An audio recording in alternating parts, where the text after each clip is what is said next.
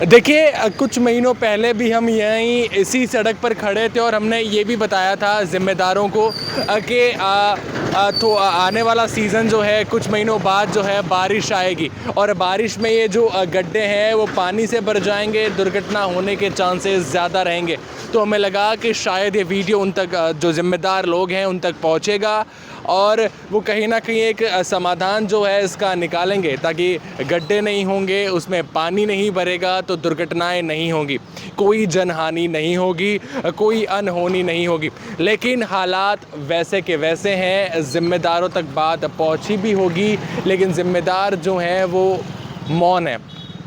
ढेर सारे सवाल उन पर खड़े होते हैं लेकिन जवाब कोई नहीं दे पाता। फिर एक उनकी सेल्फी आती है और कहीं ना कहीं जो ज़िम्मेदार हैं वो APO हो जाते हैं। अब देखिए ये पूरी सड़क या सिर्फ इतना ही नहीं, अगर आप पूरा 1-1.5 किलोमीटर आगे तक जाते हैं, बाईजी के तालाब तक जाते हैं, तो पूरी सड़क जो है ऐसी है जहां दुर्घटना होने के चांसेस ज़्यादा रहते हैं।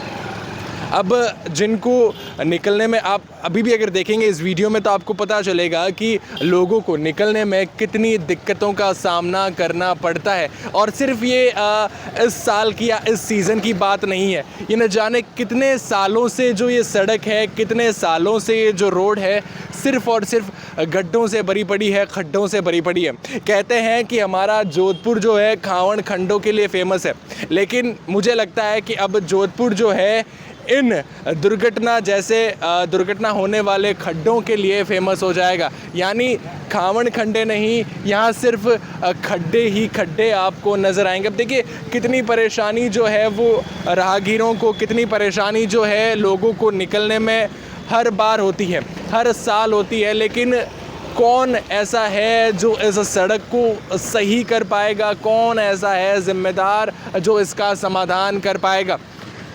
मतलब मैं फिर से कहूँगा कि ये सिर्फ इतनी सड़क ख़राब नहीं है। दूर तक अगर आप 1-1.5 किलोमीटर तक जाएंगे, आप बाईजी के तालाब तक जाएंगे तो पूरी सड़क ख़राब है। और अगर मैं इस तरफ घूम कर आपसे बात करूं तो आपको पता चलेगा कि इस तरफ भी जो है सोस्ती गेट है, इस तरफ भी जो है घंटाघर है, इस तरफ भी जो है हमारा उमेराज के उमेद स्टेडियम है। यानी ये मुख्य सड़क है, हमें शहर से भी जोड़ती है, हमारे जो ऐतिहासिक धरोहर है वहाँ से भी जोड़ती है। और हर कोई है जो यहाँ पर निकलना चाहता है, लोग रहवासी हैं, लोगों की यहाँ पर दुकानें हैं। लेकिन फिर भी आखिर क्यों ये सड़कें जो हैं सही नहीं हो पा रही है? सड़कों पर क्यों इतने गड्ढे हैं, खड्डे हैं? क्यों ज़िम्मेदार मौन है? ढेर सारे सवाल, लेकिन जवाब आखिर कोई नहीं दे पाता। बारिश के सीज़न में इनकी पोल खुल ही जाती है और फिर लगातार यहाँ पर दुर्घटनाएं होती रहती है।